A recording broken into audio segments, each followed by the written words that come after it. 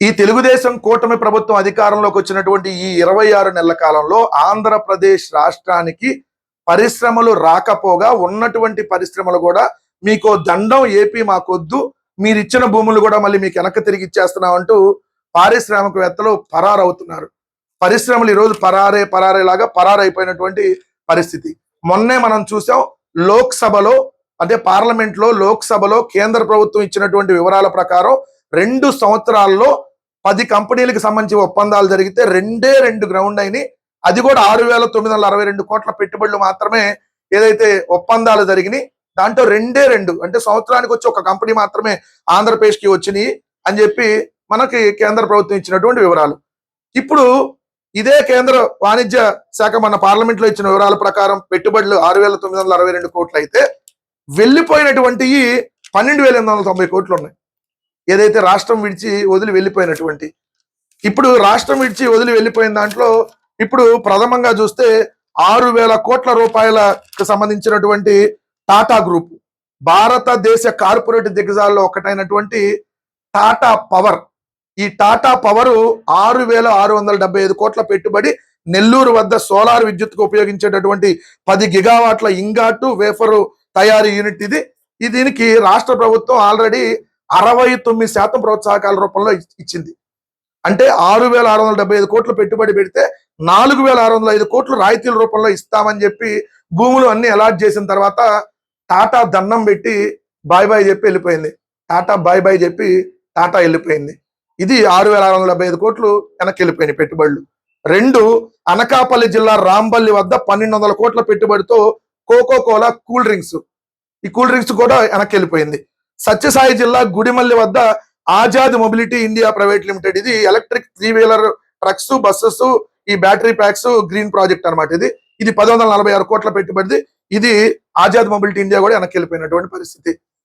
అనకాపల్లి జిల్లా రాంబిల్లి వద్ద Jupiter renewable సంస్థ సోలార్ మ్యానుఫ్యాక్చరింగ్ యూనిట్ 2,700 కోట్లతో పెట్టుబడికి సంబంధించి ఆల్రెడీ ఒప్పందాలు కుదిరినాయి, ఆల్రెడీ ల్యాండ్ అలకాట్ చేశారు. అది కూడా మీకు వద్దు, మీ రాష్ట్రం వద్దు, మీ రెడ్ బుక్ దండం అని చెప్పి వెనక్కి వెళ్ళిపోయినటువంటి పరిస్థితి. తర్వాత 5, అనంతపురం జిల్లా తమ్మి సముద్రం వద్ద 1,150 కోట్ల పెట్టుబడితో జిన్ఫా ప్రెసిసింగ్ ప్రైవేట్ లిమిటెడ్, ఇది కూడా వెనక్కి వెళ్ళిపోయినటువంటి పరిస్థితి.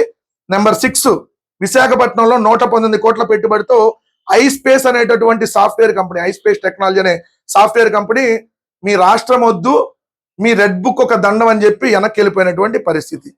ఇప్పుడు నారా లోకేష్ గారు, నేను మిమ్మల్ని సూటిగా అడుగుతున్నా, మీకు కానీ నిజంగా సిగ్గుంటే, నీకు నిజంగా సిగ్గుంటే మళ్ళీ మాట్లాడుతున్నా. మొన్న అమరరాజా అనేటటువంటి దాని మీద డ్రామాలు ఆడారు కదా. అమరరాజా ఆంధ్రప్రదేశ్ నుంచి వెళ్ళిపోయింది అన్నారు కదా, ఎక్కడ వెళ్ళిపోలా. ఆంధ్రప్రదేశ్ లో అమరరాజా ఉంది, కానీ కొత్తగా ఇంకోటి వాళ్ళు తెలంగాణలో పెట్టుకుంటే మీరు క్షమాపణ చెప్పారు కదా ఆంధ్రప్రదేశ్ రాష్ట్ర ప్రజల తరపున. ఇప్పుడు కోకో కోలా వెళ్ళిపోయింది, నీ రెడ్ బుక్ వల్ల కోకో కోలా వెళ్ళిపోయింది. నీకు సిగ్గుంటే క్షమాపణలు చెప్పు లోకేష్. నీ రెడ్ బుక్ వల్ల ఆజాద్ మొబిలిటీ ఇండియా లిమిటెడ్ వెళ్ళిపోయింది, నీ కొద్దిగా సిగ్గుంటే ఆంధ్రప్రదేశ్ రాష్ట్ర ప్రజలకు క్షమాపణ చెప్పు. నీ రెడ్ బుక్ వల్ల జూపిటర్ వెళ్ళిపోయింది, నీకు సిగ్గుంటే క్షమాపణ చెప్పు. నీ రెడ్ బుక్ వల్ల జిన్ఫ్రా అనేటటువంటి కంపెనీ వెళ్ళిపోయింది, నీకు సిగ్గుంటే క్షమాపణ చెప్పు. నీ రెడ్ బుక్ వల్ల టాటా పవర్ వెళ్ళిపోయింది, టాటా కంపెనీ వెళ్ళిపోయింది బాయ్ బాయ్ చెప్పి, నీ రెడ్ బుక్ వల్ల. సో నీకు కొద్దిగా సిగ్గుంటే ఆంధ్రప్రదేశ్ రాష్ట్ర ప్రజలకు క్షమాపణ చెప్పు. నీ రెడ్ బుక్ వల్ల ఐస్పేస్ అనేటటువంటి సాఫ్ట్వేర్ కంపెనీ వెళ్ళిపోయింది విశాఖపట్నం నుంచి, నీ కొద్దిగా సిగ్గుంటే రాష్ట్ర ప్రజలకు క్షమాపణ చెప్పు. అంతే తప్ప డ్రామాలు ఆడొద్దు.